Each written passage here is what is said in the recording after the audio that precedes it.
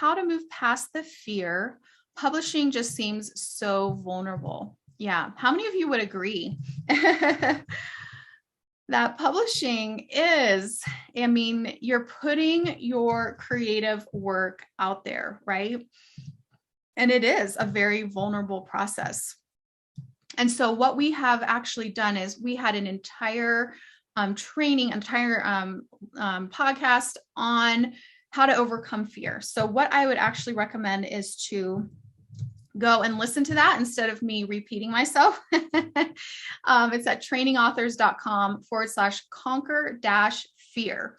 But what I will say is that many times that fear doesn't always fully go away. And there is like a pounding of your heart when you press publish on even a social media post, or for an email to go out, or when you're in a book launch, or you're pressing publish on your book for the first time, or you're sending your book to an editor or whatever. It's like that, have you guys felt that? Like it's, it's a real thing. Do it afraid, because God is with you. He's gone before you, and he will help you. And so sometimes we just have to do it afraid. And sometimes that fear that we're feeling, it's more of an excitement. So I've heard it said, and I can't remember the author, but I think it was of the book, The Big Leap. And he said, fear is just excitement without breath. So if you just breathe into it, just start breathing into it, take some deep breaths.